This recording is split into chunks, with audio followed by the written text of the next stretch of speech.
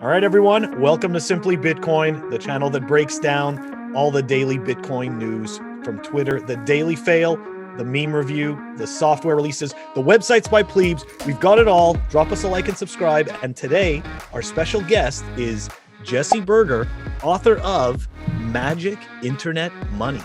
Now, before we start talking to him and get him in on the fun, we're going to kick it off with the numbers. Here we go.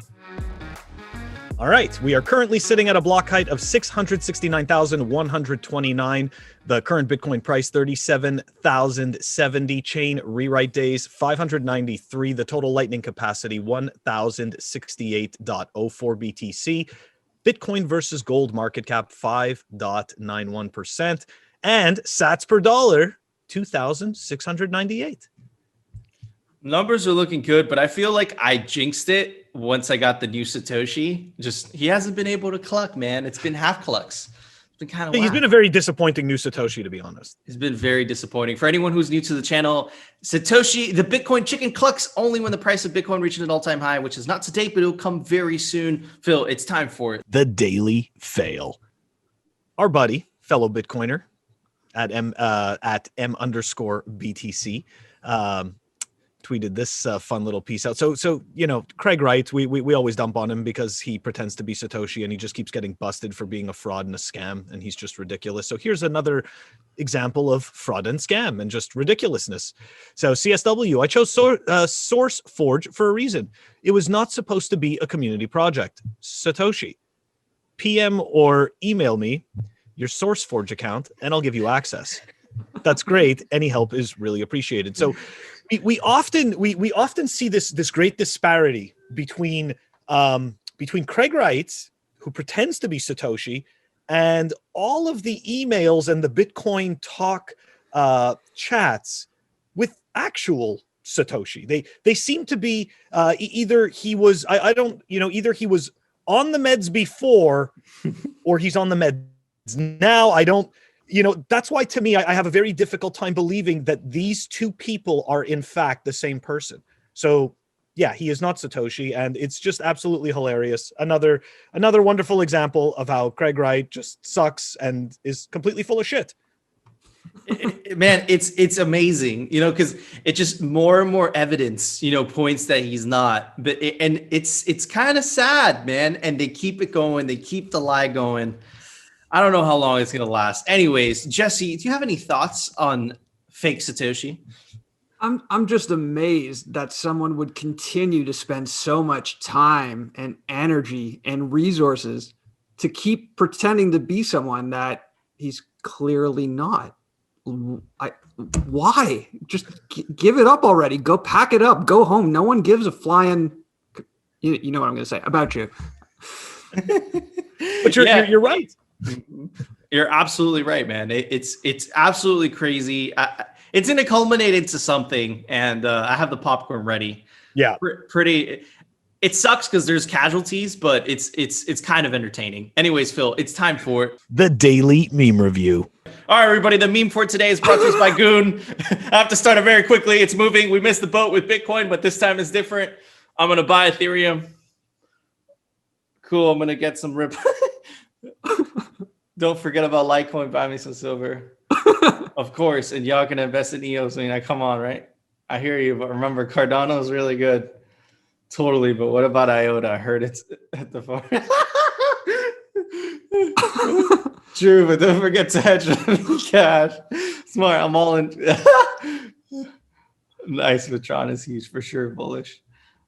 I should probably buy Stellar, right? Yeah, maybe. My money is on Ethereum Classic. I hear CryptoKitties are pretty cool. I like Dogecoin. It keeps going. It's a gift that keeps on giving. No, man, I'm telling you, I don't even know what that is. We're just going down the list of shitcoinery. Oh my God. The shitcoin rabbit hole. It just keeps going. There's so many. Okay. So the show's over in how long, guys?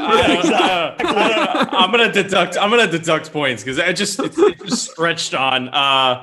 Man, How is there not a sea shanty to go with that one? right? Oh, I should have added music. Anyways, That was the line. Anyways, Phil, I'm gonna give that a 7.5. It started off really strong, but it overstayed its welcome. What are your thoughts, Phil? And then we'll move on to our guest. I'm gonna go with an 8, because I think that is a great depiction of exactly what the shitcoiner ends up experiencing. Because just when you thought you bought your bag, and I still remember this when I was shitcoining, I had like 4 shitcoins, but then all of a sudden you need another shitcoin because this thing's going to be huge when they decide to put wine on the blockchain. And then something else is going to be huge because now they're going to put your geo tracking on the blockchain and you're going to get paid to walk around. So now all of a sudden you've got like 15 shitcoins. Yeah. So yeah, 8. It tells a great story. Jesse, what is your score, my friend? Yeah, I like the premise of the meme. I like, the people saying, signing off. We're going on this great journey. We're going to go try to find riches on this big, beautiful ship. And then we run into an iceberg. So I like the premise for the shitcoins. I think that works very, very well. In terms of score, I'm more aligned with Nico here. I think I got to go about 7 on that one. 7. It was, good premise, execution, a little choppy, but I like where their head was at. Yeah, their head was in the right place. And I agree. Okay. Overall, good score. Anyways, guys, if you want us to review your meme, go join our Telegram group. It's down in the link description. Just post your memes there. We'll get to them. We'll review it. We promise. Phil, it's time for The Daily News, sponsored by Crypto Cloaks. All right, everybody. The news for today. This was huge. I mean, look, if Caitlin Long is saying this is huge, it really is huge. Of course, she's talking about Senator Lummis is now on the Senate Banking Committee. Absolutely huge. Senator Lummis herself was excited to serve on the Banking GOP Senate Committee and whatever that is. I'll break it down. The official count of I don't even want to read it, but it's something important for the government. Very fancy. These committees oversee issues that are very important to Wyoming, like rural Brandborough, public lands, financial innovation. The key here, the thing that you guys should be concerned about is financial innovation. And of course, look at all the Bitcoin army just backing up. Congratulations. This is awesome. This article from The Block kind of breaks down why it's important. Quick take, Senator Cynthia Lummis has been assigned to the Senate Banking Committee. Lummis has been vocally pro-digital assets in both her candidacy and since taking office. Lummis said she plans on forming a Financial Innovation Caucus to educate her fellow senators on emerging technologies. I want to read the last part because it is the most important part. Lummis said she plans on forming a Financial Innovation Caucus to educate her fellow senators on emerging financial technologies. Guys, this is part of the war. We need to have as many people in the swamp that is Washington fighting for the orange coin. It looks like Lummis is literally there in the wolf's den, like in the crux of it. And she's on the committee for banking, essentially. So you got a voice for Bitcoin there that's going to fight against any of the, of the FUD these guys are going to say, like Bitcoin consumes too much power. We all know that's false. And, it's used for, money laundering. We know that's BS. You don't want to money launder using a public blockchain because it's going to be there forever. We all know that cash is the number one tool for money launderers. So it's great. It's a step in the right direction, but I'm going to take your approach, Phil. I'm going to be reserved. I'm going to see what happens before I have judgment on it. What are your thoughts, Phil? And then we'll move on to our guest. You just took my approach. So that's it, I'm definitely, no, I'm kidding. I mean, look, I do see, I obviously think it's good, right? It seems good. But again, I want to see exactly how this is really going to roll. I do like the fact that she intends to educate, her fellow senators. I'm curious to see what that education entails. I mean, don't get me wrong, but, Caitlin Long, even though she's quote unquote a Bitcoiner, she's advocating for digital assets. Okay. So not to ruin everybody's parade, but that's shitcoins, right? Like these people, they do see value in blockchains with tokens that don't need to be tokens in order to provide their service. So we'll see. It's great that they're talking about the buzzwords and everything, but we'll see. That's my take. Exactly. Yeah, Jesse, I what are think- your thoughts?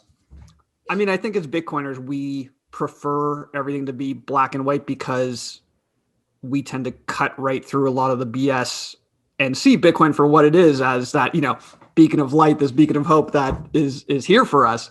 But regardless, even though she's having to swim in maybe some muddy waters, it's good to see Bitcoiners in high places, right? It's good to see Bitcoiners. We got the city of Miami, the mayor of Miami wanting to add Bitcoin to their balance sheet. Obviously, Saylor inspiring corporations this week. So, I mean, Bitcoin is moving on up in the world, and I think that's a good thing. Absolutely. It's the honey badger is moving on up the hierarchy. Absolutely. Not that it matters. The honey badger doesn't care, but you're absolutely Honey badger right. doesn't care. You're absolutely right. It's good to have Bitcoiners in high places. The next piece of news, guys, this was more of a macro event, which we cover on Simply Bitcoin. There's a Myanmar. I don't even know how to pronounce that. I apologize for anyone. Right the first time. Myanmar. Okay, so thanks, Phil. But essentially there was a coup, right? So why should you care? Why does it matter? Well, it's a great case study as to why Bitcoin is important. This tweet brought to us by Colin Wong said ATMs are not working in Myanmar. I fear that the military government will seize people's life savings. And, she talks about her personal, things. This is too triggering. My parents live under all the horrible stuff. But the important part, all of it is important. But the important part as Bitcoiners that I want you guys to focus on is I fear that military government will seize people's life savings. Of course, they also blocked Facebook, Instagram, Messenger, and WhatsApp servers are now restricted. But guess what?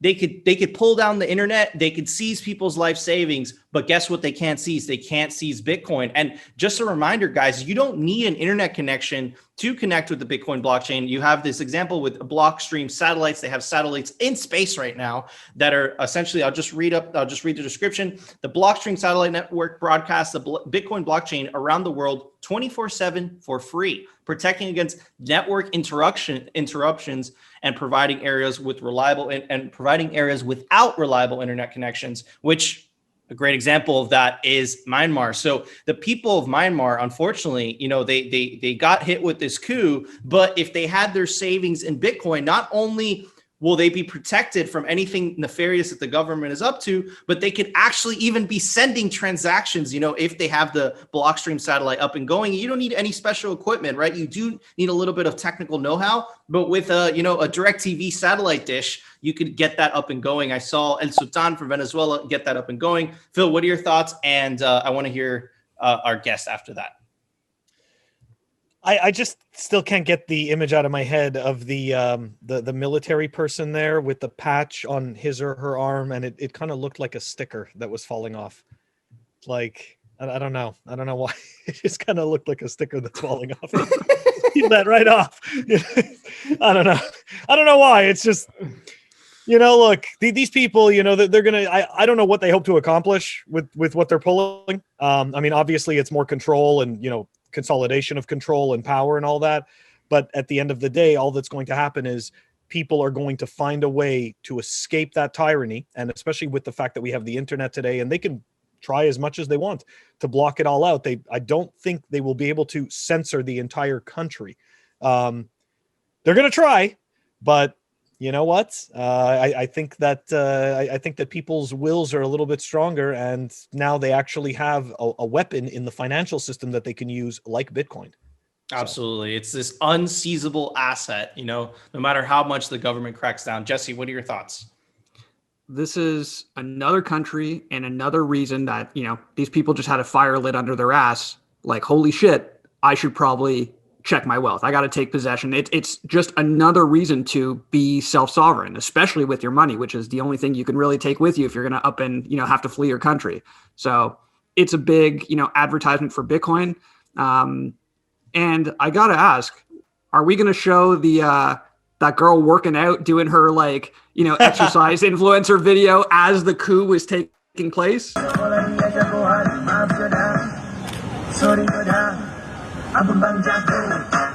Because that was priceless. I'm gonna insert that right after you finish saying that. So absolutely, it's so funny because she's just working out while there's a coup going on. No one seems to care. You know what they say? It's like a Forrest Gump. You know, it's just, you don't even realize bad things are happening if you have a good attitude. She's busy filming for her Instagram, and like literally the police or the military is rolling up behind her to charge the Capitol or whatever. Yeah, it's definitely hilarious. But, I think there's a great example of why Bitcoin is important. It's literally an opt-out. It's an ARC. It's a life vest, whatever you want to call it. And that's a great example. Unfortunately, it sucks when it's real life examples. Anyways, Phil, there was a software release today. Why don't you tell everybody about it? Software releases. All right, so it looks like we've got Hexa Wallet version 1.4.2 that was released, and the details to that are down below in the show notes. Awesome. Thank you, Phil. Guys, thank you so much for tuning into our show. I just want to give a shout out to our awesome guest. He is the Jesse Berger. You can go follow him on Twitter at jberj, and he is the author of The Magic Internet Money. You can go check out the book at magicbitcoinbook.com. And thank you so much for coming on. Guys, if you enjoyed the show, don't forget to smash that like button. And if you love the show, subscribe. And we will see you tomorrow for another episode of Simply Bitcoin.